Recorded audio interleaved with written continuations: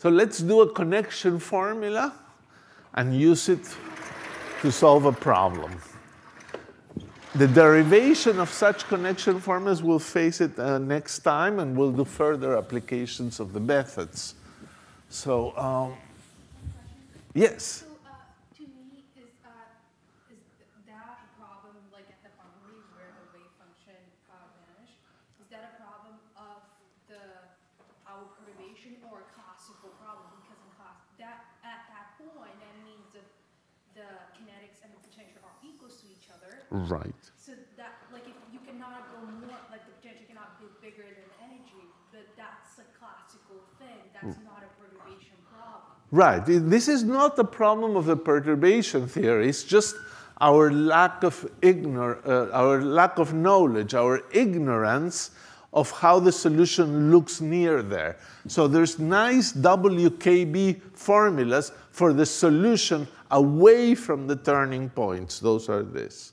But the solutions near the turning points violate the semi-classical approximation. Therefore, you have to find the solution near the turning points by any method you have that is not going to be the semi-classical method, and then you will find the continuation. Now, there's several ways people do this. The most down-to-earth method, which is, I think, the method we're going to use next time, is trying to solve the thing near there, the solution. People that are more sophisticated use complex variables methods in which they think of the solution in the complex plane. The x-plane becomes complex, and they're coming to the turning point, and they go off the imaginary axis to avoid it and come on the other side. It's very elegant, very nice, harder to make very precise and a little difficult to explain. I don't know if I'll try to do that, but it's a nice thing. It's a sort of avoiding the turning point by going off the axis. It sounds crazy. So here is a connection formula. Here is x equals a. Here is v of x. And here is a solution for x less than a, little a. I'll write it like that. P of x cosine x to a kappa k of x dx prime minus pi over 4 minus b over square root of p of k of x.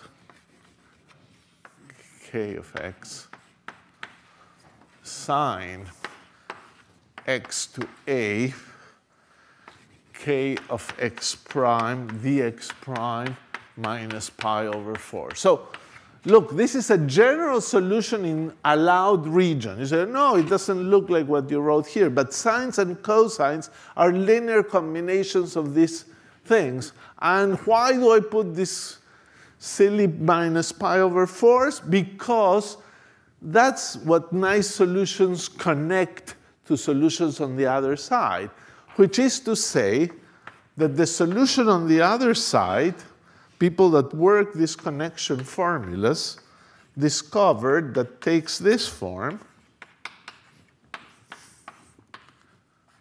a to x kappa of x prime dx prime plus b over square root of kappa of x e exponential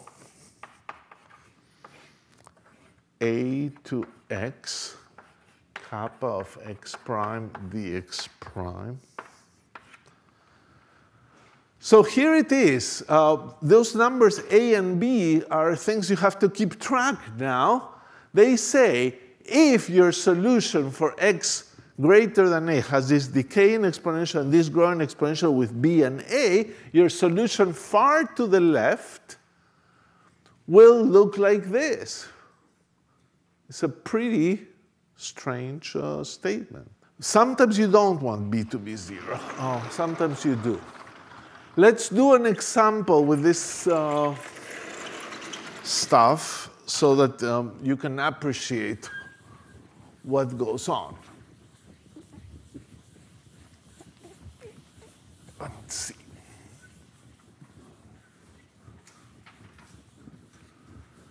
So that's your first look at the connection condition. There's a little bit of subtleties on how to use them. We will discuss those subtleties next time as well. But let's use it in a case where we can make sense of this without too much trouble. So here is the example. And somebody wants you to solve the following problem. You have some slowly varying potential that grows indefinitely, V of x, and you wish to find the energy eigenstates. In particular, you wish to find the energies. What are the possible energies of this potential? This potential will have an infinite wall here. So the potential is infinite here, and it grows like that up on this side. We're going to try to write a solution for this. So we'll do this with the WKB solution. And let me do it in an efficient way. So what do we have here? This is the analog of our point x equals a. Is that right?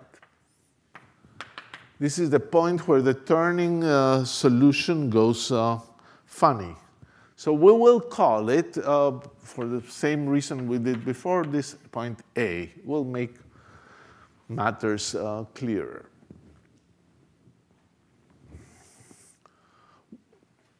We truly don't know what that point is because we truly don't know what are the allowed energies, but so far we can write E as a variable that we don't know, and A can be determined if you know E because you know the shape of the potential.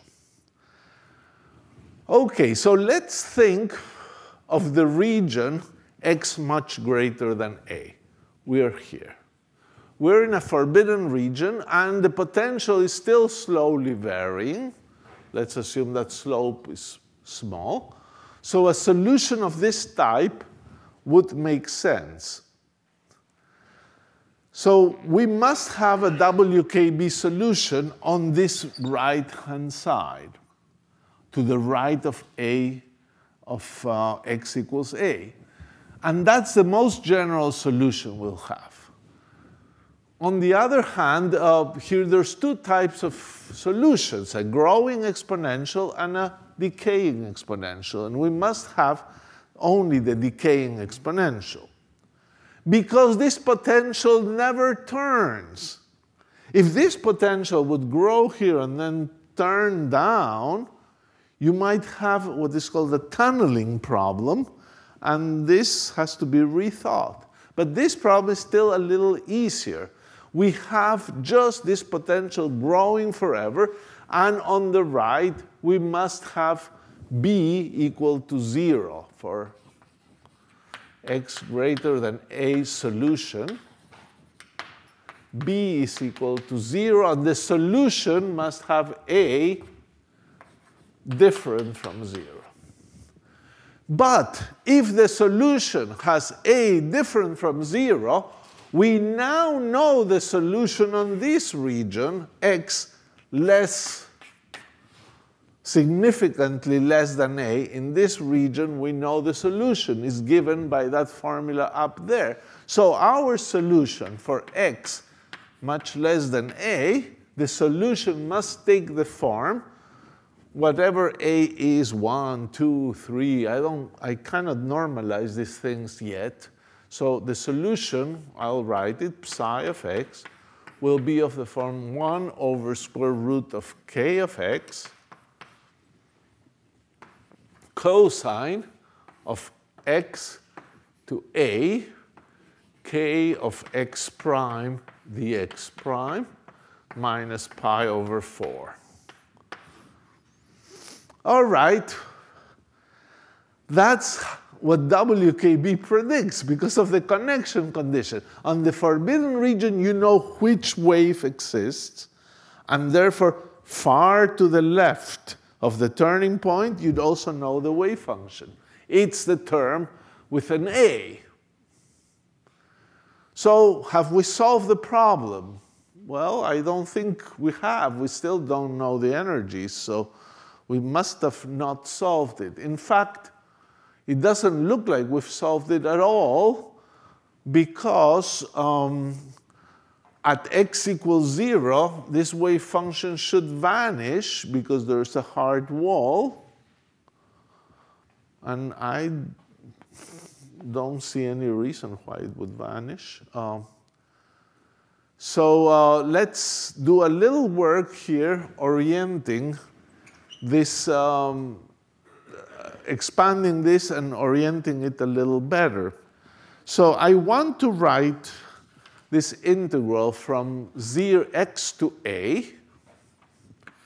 You're having an integral, you have 0, x, and a. Because we are in the x less than a region, this integral is the one that we have here. I'll write it as an integral from 0 to a minus an integral from 0 to x. So integral from x to a is equal to an integral from 0 to a minus an integral from 0 to x. This will make things a little clearer. So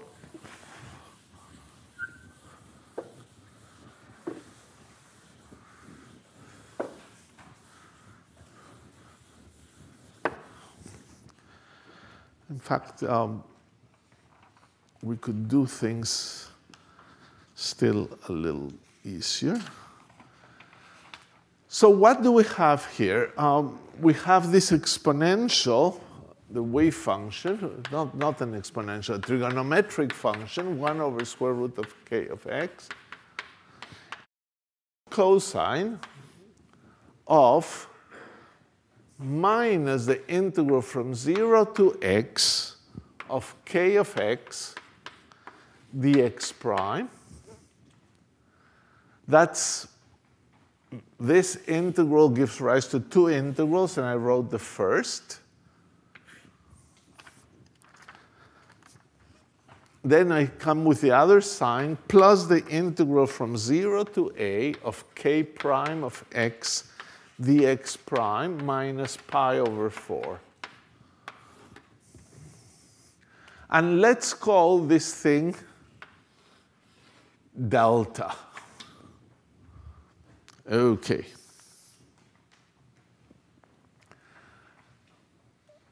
So let's explore this wave function a little more. So things have become kind of nice. There's no x dependence here. That's very nice about this part of the formula. This is an angle, no x dependence. And the x dependence is just here. From this term, and it's a nice x dependence because it's an integral from 0 to x, so it's kind of nice. The upper limit has the x. It's all kind of elegant. So trigonometric function of this cosine of a difference of things is equal to cosine a, it's cosine of the first term, 0 to x, k of x prime dx prime, cosine delta, plus sine of the first term, 0 to x, k of x prime dx prime, sine delta.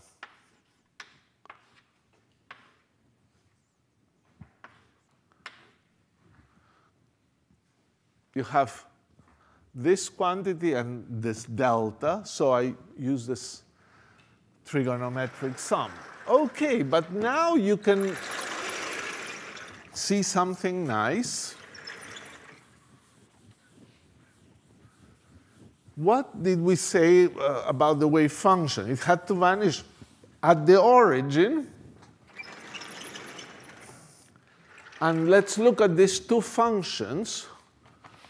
Which one vanishes at the origin? you have cosine of the integral from 0 to x. When x is equal to 0 at the origin, is cosine of 0, which is 1. On the other hand, when x is small, or x goes to 0, you get 0 for the integral, and the sign vanishes. So this is the right term. So this wave function would be correct if this term would be absent. This is a term that you must make absent. Psi of x without that term would be a valid wave function. It is the wave function, therefore, the right wave function if we demand that cosine delta be equal to 0. So now we're imposing a very non-trivial condition.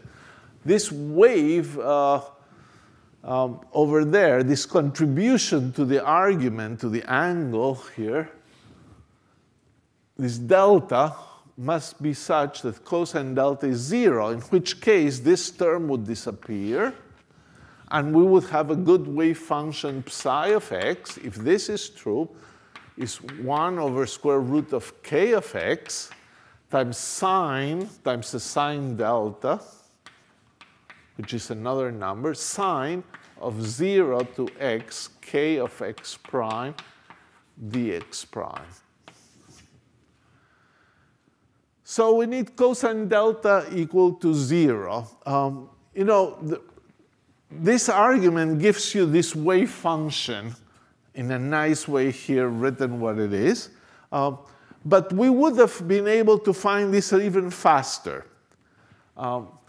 If you just demand that psi at x equals 0 is 0, you must have that this thing, the integral from 0 to a of this quantity minus pi over 4, must have 0 cosine. And that's the condition we did find. The advantage of our rearrangement is that when that happens, the whole wave function looks like that. And that's kind of nice. That gives you the picture of the wave function, a fairly accurate picture of the wave function in this region. Not very near the turning point, but you got that. So what is this cosine delta going to 0?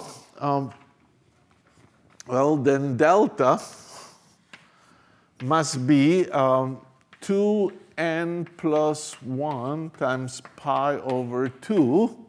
So the places where the cosine is 0 is pi over 2, that's for n equals 0, 3 pi over 2, so for n equal 1, and it just goes, the vertical axis on the unit circle. So this is for n equals 0, 1, 2, 3, goes on and on. And this is a very wonderful condition.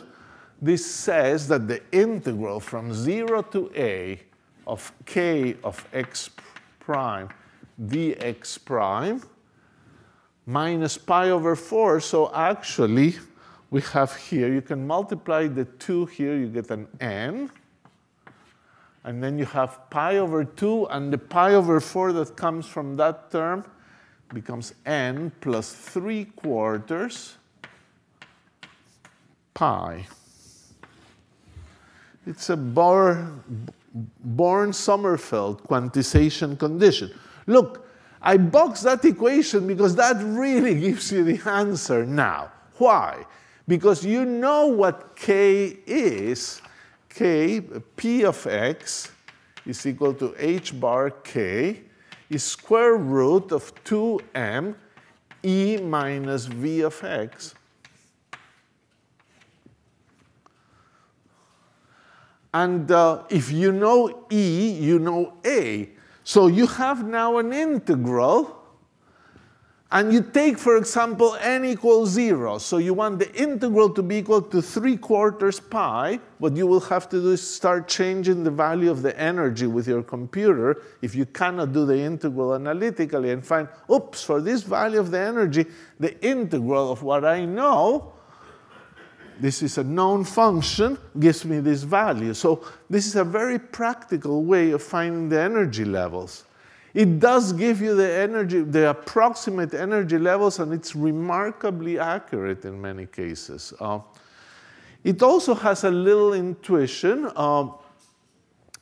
This is for n equals 0 would be like the ground state, n equal 1, first, second excited states. And indeed, that makes sense because this integral from 0 to a of k is the total phase of the wave function as you move from 0 to a.